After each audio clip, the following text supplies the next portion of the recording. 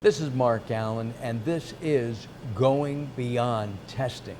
I'm with Sandra Lee, the CEO of NJ Labs, and we're going to take a look now at what NJ Labs has become and where they are going in the future. Sandra, thanks for spending some time with us. The basic thought here is, what is NJ Labs today? We're not affiliated with big pharmas or anything like that, but we test for companies who want to manufacture products, especially consumer products like supplements, nutraceuticals. Like if you're a bodybuilder, you're taking protein, we test those kind of products. We also test a lot of pharmaceutical things like cough medicine or things that you would take for migraine headaches, as well as things that are controlled substances. So we're very well known in the generic pharmaceutical industry, but we're also testing cannabis, CBD, as it's become a really hot topic lately, and THC content, because it's not legalized federally, but it's legalized in some states, and so many companies have come up, and so we test their excipients, API, finished products. Got it. And you mentioned some over-the-counter drugs as well as generic pharmaceuticals. Yes. So if you have a blood pressure med that a doctor says you should take XYZ, and that's a name brand, you can also, and the doctor says you can take the generic. You're the company that says, oh, it's the same, it works. Well, not clinically, but we're one of the laboratories that test for potency, making sure there's very low impurities and it's safe for consumers. And if you're buying something that says 50 milligrams or 100 milligrams, that it actually is those dosage strengths. I think the federal law says that if it says 100 milligrams of XYZ, it needs to have It better XYZ, be. Yep, better absolutely. be. Is that's also for generic drugs as well as nutraceuticals and supplements? Right. Nowadays, supplements are becoming more and more in the public eye, especially because of the pandemic, right? Everyone's like, oh, I need to take zinc, I need to take this, I need to take vitamin D and C in order to stay healthy, to fight this disease, right? To improve your Right. Immune system. Yes. But most people who are buying it at CVS or Rite Aid or any of these drugstores, they go and they don't check the label, right? They don't really read what they're really buying. And what we do, and hopefully in conjunction with our clients, is testing to make sure the labels are correct.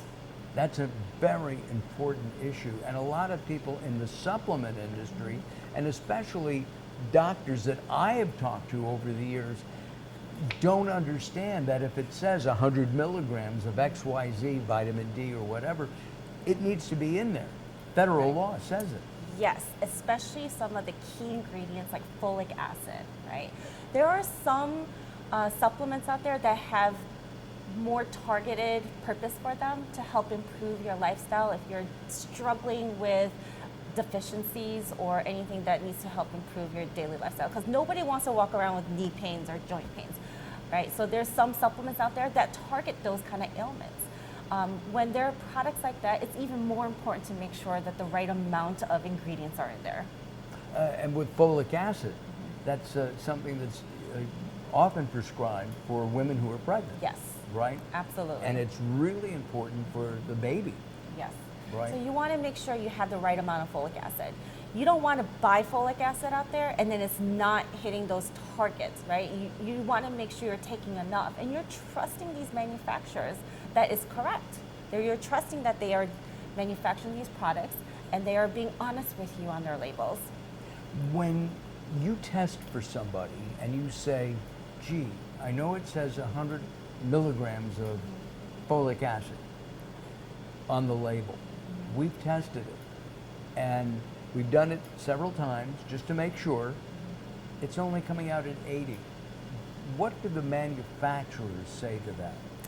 There's a couple points to that question that I would like to backtrack a little bit. Sure. I want to talk about the method, right? It's important to choose the right method when you're testing for these components, right? If you have the wrong method and you haven't, all these formulas are different, you want to make sure the method is appropriate for your product and what you're looking for. So that process is called verification. If you skip the verification, you're not sure if it's accurate, you're not sure if it's precise, and you want to make sure that the companies, the testing laboratories, are using those type of methods. And if they're not, these manufacturers should be talking to these third-party laboratories.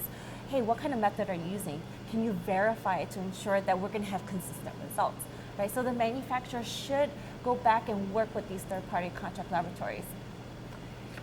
How does NJ Labs differ in their approach than other contract labs? I don't know about other contract labs, but we definitely ensure we communicate with the clients. We have a method, but we've never tested your product. We highly recommend verification. We highly recommend that making sure our method that we have in-house is appropriate for your product. And we work with them on that development process. We also invite them to come in and audit us, because they should really come and see who we are and what we do. They shouldn't just blindly trust us. We're actually shooting today in the main chemistry lab Yes. at NJ Labs. You must have, I would assume, millions of dollars worth of equipment throughout this building. I mean, I saw some microscopes upstairs, and there's, I mean, it's just amazing what you've got here. We have a lot of high-tech instrumentation, but for sensitive and accurate methods, you do want the higher technology. You want better equipment, right? Because the better the equipment, the more accurate you can get, the lower you can go, and we can perform a lot of different types of methods. And it becomes easier because you don't want to have to fight the instrument to get it to work. You want it to work well to start with. And we do a lot to make sure that it stays calibrated, it stays qualified, and it's consistent. And you have, I mean, we see a couple of guys working today in the background every now and then. You have scientists here, not just high school No. graduates. Right. We have people, we highly encourage education. Even if you've been in this industry for 10, 15, 30 years, we highly encourage people to continuously go beyond and learn. Because there's so much out there, we continuously encourage them to attend seminars and conferences. But we're always working as a team. We're always coming up with different ideas, and they're very good at critical thinking skills. You can have the knowledge, and you can be the person that's technical, but it's really hard to bridge the gap between the two, and I feel like our team really has that capability really well. I know that you told me that one of your guys spent 2 days of intensive work Yep. at, I think it was heavy metals. Yes. Right? And heavy metals, we're going to talk about that in another episode. Heavy metals are really important to know if there's, you know, lead and mercury in a supplement, for example. Yes, definitely. He's been working on this instrument, testing for heavy metals and minerals, other minerals as well, for many years, but sending him to that boot camp for 2 days was still worth it because he still learned so much. So you can never know enough, I feel like, in this industry. And he came back and shares that Yes. information and knowledge with Yes. the rest of the chemistry staff, the Yeah, testing they staff. do. You also test cosmetics. Tell us about that. Cosmetics is not very regulated by the FDA, but I'm a female and I wore makeup today, but on a So day-to-day did I. basis, on a day-to-day basis, you're putting things on your face where it's very porous, right? Your skin absorbs it. And a lot of people don't even realize what they're putting on their face as long as it looks pretty. However, guess what? Cosmetics should be tested, not just a couple simple tests here and there.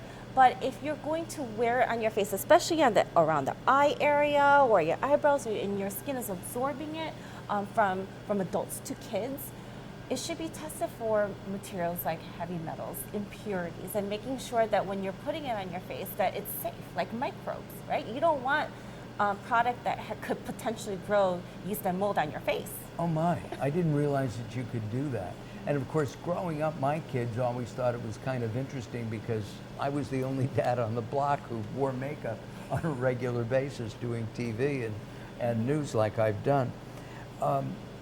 We're going to come back and take a look at some of the industries that NJ Labs works in. We're going to be doing that as our series Going Beyond Testing continues. I'm Mark Allen, along with the CEO of NJ Labs, Sandra Lee. We'll be back very soon. If you want information on NJ Labs for your company, for your product, visit us at the website that's on the screen right now.